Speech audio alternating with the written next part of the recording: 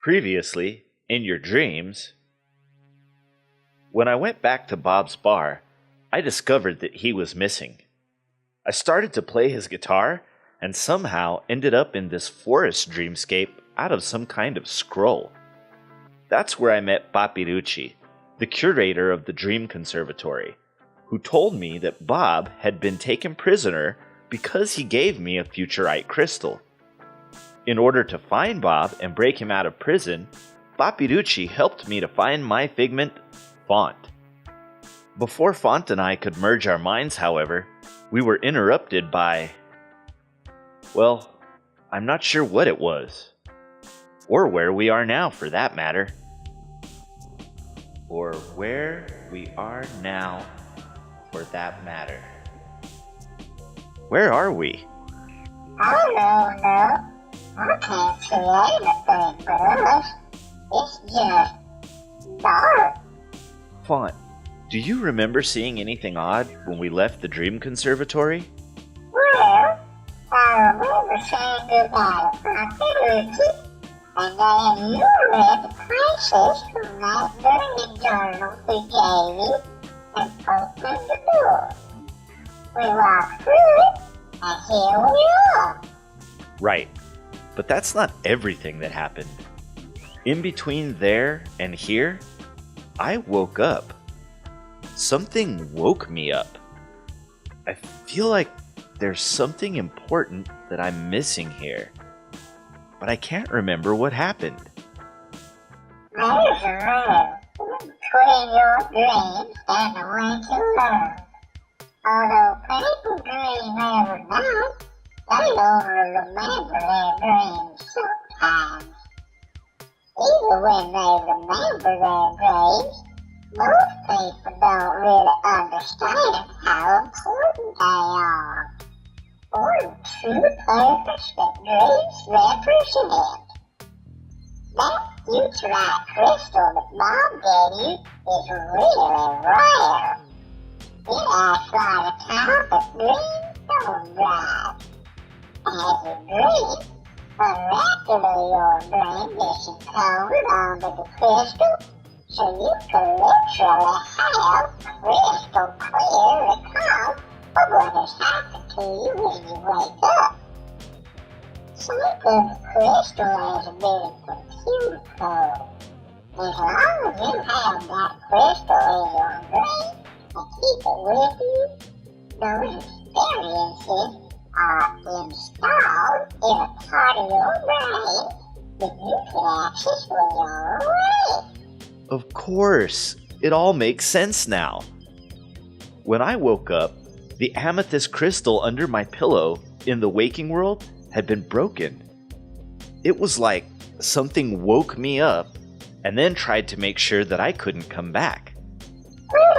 Amethyst crystal under the pillow will clear your mind and help you to fall asleep.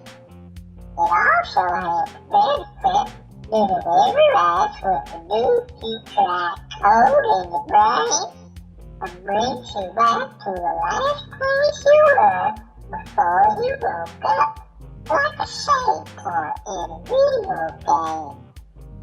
If someone or something was trying to stop you from dreaming, you must be on the right track. Only the overseer and his minions could disrupt the natural order of dreams. But I have to warn you, Pete, from here on out, things are going to be a lot more difficult. The first enemy you have to conquer is also the strongest and most difficult to defeat, yourself. But I can't abandon Bob. After talking to Papirucci and learning how the Overseer is perverting and destroying people's figments, I have to do something. People deserve to grow and evolve spiritually, and if the Oneironauts are trying to stop him, well, That's becoming a priority for me also. I don't know anything about them, if the Oneironauts really are a group and not just a dream, but Bob does, which is another reason to continue to look for him. Whatever it takes, Font, I'm doing this for all the people I love, like my wife and her dreams, not just Bob. So what should I do next? It's time for me to teach you technique to allow you to see truth in your family and grow from there. Sit down and get comfortable. Take a deep breath into your nose, hold it for a second, and then exhale with your mouth. Close your eyes. Concentrate on the breath. The movement between your inhalation and your exhalation is the key to the truth. In it, you can access the Oneironauts. See, the framework is a little bit of energy that your soul generates when you sleep. In your dreams, you perceive of this energy as an object or entity, but really the figment is still part of you. Your body and mind will tell you when they need nourishment, but your soul expresses its need to create in other ways. Having a dream and reuniting with your figments feeds your soul energy and enables you to evolve with new understandings. Right. Bob told me some of this, but we didn't really get to talk about figments, except that the figment that I had in my first dream as an Oneironaut was a girl. Both Bob and Papirucci explained to me that she represented the power of unconditional love, because my dream meant that I didn't need anyone or anything exterior to myself to feel that love. All love comes from inside yourself. That's right. It's really impressive when you figure that out by yourself without the help of the meditation on Papirucci. Understanding the love that occurs with mate and not a reaction you have will help you tap into your malicious energy and power over anything you oversee and have access to. Do it now. Feel your power to belong as love. From yourself and starting in your own heart. Next, for you to concentrate your attention to the space between and just above your eyebrows. This is your eyelid, your third eye chakra. If you can open your third eye, you'll be gifted with great insight about your figment, opening new avenues of thought, and you activate your possibilities.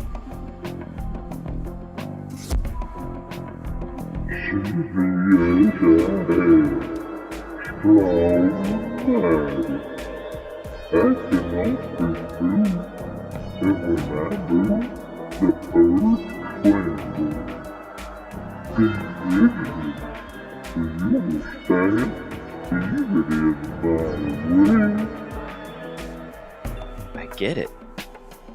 I understand now. It's true. The figments have been part of me all along. I made them. I always have. Using figments to evolve your soul is a whole new level of dreaming called the dream consciousness. These are dreams that teach you about new aspects of you knowing your own life. Healing dreams that move you or help you to move others towards wholeness. And oracular dreams that provide wisdom that will deny reality transferred through words rather than the energy. makes all the difference between doing something on purpose and making a choice to do it. Reality transferred through words. Like how I read the words in this book and opened the doorway we came through to get here. Or when I captured the Zygomorph that was attacking Papirucci.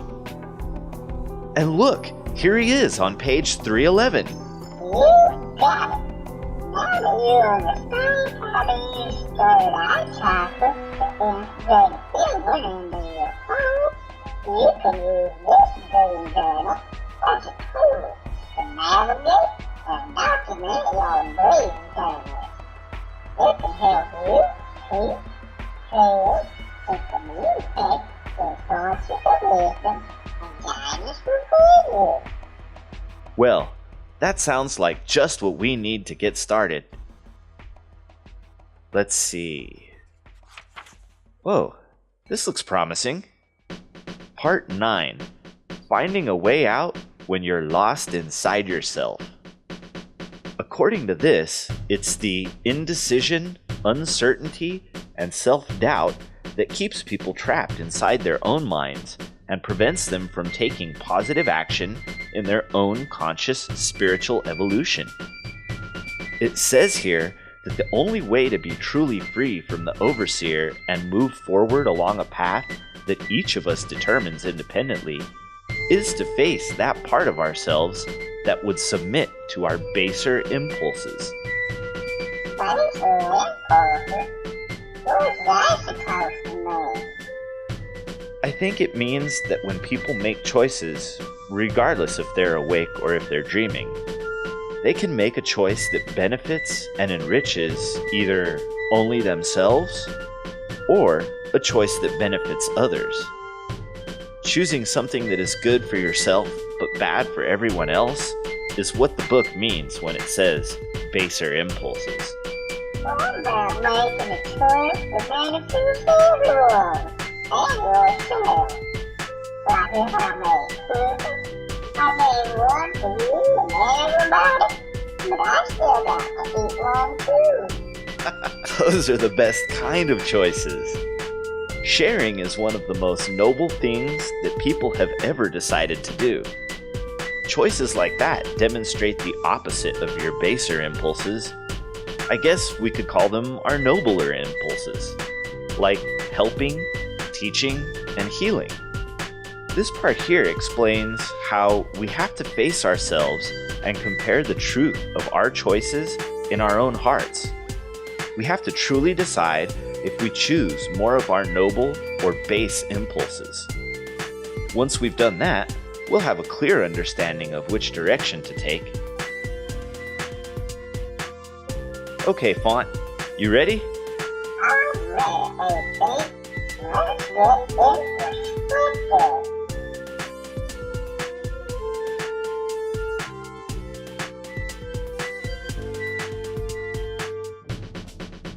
Well, well, look at this handsome devil. Who might you be now? Don't you recognize me, stupid? I'm you. Or maybe you're me. But a weaker, more pathetic and sentimental version of me, you know? You're kidding, right? You're all of my worst bits. My rage, hatred, bigotry, and doubt. But that's okay, because the figments have been a part of us all along. I see that now. When we left the Dream Conservatory, it was you that woke me up and broke my amethyst. Just like it's been you all along that's made me think that I'm not worthy or important enough to make a difference. So you do know me. Took you long enough to figure it out. Oh, I know you all right. I don't like to admit it to myself, but I am perfect. It's you, the imperfections, that make me perfect. What are you talking about, idiot? The part of me that is you is ugly, but I love that part because I couldn't better myself without it. If I am enraged, I can become calm. If I am hateful, I can choose love. It's all my baser impulses which define and give range of meaning to my nobler ones. I see you, Figment. I did see you. Only I didn't recognize you because I thought that you were me, that I was looking at myself. But you're not me. If you were, you'd be making better choices. You think so, eh? You're gonna get it. The Overseer will keep you trapped here while I inhabit your body back in the waking world. He has countless minions in that world, doing his bidding, creating chaos and fear at the highest levels of your society. Well, that would certainly explain a lot about Donald Trump, but you've made a terrible mistake if you're judging me in comparison to people like him. He might be possessed by the Overseer, but his choices have always demonstrated a weakness of spirit. It's not going to be that easy with me. Modest much? You think you're more powerful than the Overseer? You won't be saving anyone when you're dead. For all I know, I'm already dead. That still won't stop me from rescuing Bob. What are you saying? Well, after someone dies, it comes down to one of two things, right? Either they live on in some kind of afterlife, or else life ends and there is nothing after death. No either or about it. You're nothing when you die. You're nothing now. That would be nice, but if it was true, I'd never know about it, because the moment I realized that I became nothing, then I am something. Namely, the awareness that I am nothing. You get it? Stop talking nonsense. You're just trying to sound smart, but I can see right through you. I'm way smarter than you, which is why you're caught in my trap. No, really, think about it. It's impossible to become nothing because you wouldn't ever know it. Since that's true, I could be dead right now and not know it. You're absolutely right. I am nothing right now, and I'm still going to save Bob. You can't stop me. I'm not anything anymore. I'm everything always. What? I'm warning you. Give up now. It's far less humiliating than failing. That's all you are, a failure. Everyone will know that you stood against the Overseer and lost. Maybe. I guess we'll have to see what we see, if and when the Overseer ever reveals himself. But Font is right about you. The most difficult enemy I have to defeat is myself. If you're right, and I fail and die and become nothing, then it won't really matter anyway, will it? I might as well fight the Overseer and free Bob. I have nothing to lose. Like, literally nothing, as a quality rather than a quantity. I guess you're really not so terrible after all. Integrate with your true being. Experience wholeness. What are you doing? Stop that! No! I've always enjoyed the ways dreams shift and change. You seem to travel around, but don't really waste any time getting to your destination. It's kind of like a scene change in a movie. I took that for granted until negative AP just taught me that what we are really doing is stepping sideways. We create the doorways the same way we create figments. We really are traveling without moving. See? You're starting to get behind a bit. You really showed him who's bossing you. But, hey Pete, where are we? How are we gonna find Bob? I don't know. Gross. Looks like we're in a dirty bathroom or something. A bathroom? Hardly. The Overseer does not bathe. This is his office. I say, where did you two come from? Who's this guy now? The name's Yeardley, old bean. I'm an old friend of the Overseer's. I know you can't see the finger quotes, but believe me that they were there. As fate would have it, I am now doomed to serve him as something of a secretary. Oh, hello, Yeardley. This is Font, and I'm AP. We're looking for the Overseer. He's unjustly imprisoned my friend Bob, and we're here to secure Bob's parole. I know you didn't see the finger quotes, because I didn't make them. Well then, AP, it seems you're in a spot of luck. It just so happens that Bob is indeed imprisoned in this very establishment. The Overseer, however, has momentarily vacated the premises on an errand of some importance.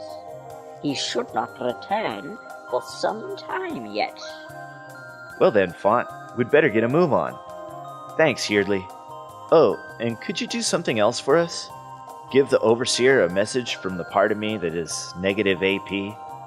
It would give me the greatest pleasure to be of use, being a mere ornament on this filthy wall. Anything, sir. Name it. Tell him that it's wrong to interfere with the natural order of dreams. Tell him that I'm gonna find the Oneironauts, and that revolution is coming. He has a choice to make. Turn or burn.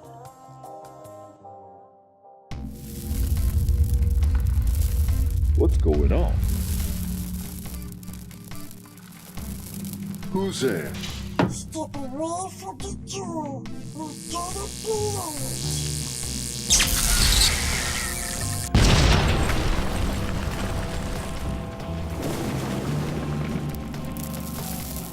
AP?